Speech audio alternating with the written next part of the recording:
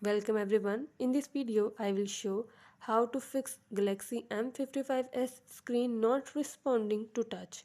Before starting this video, please press the bell icon or do subscribe this channel. Let's start our video without wasting any time.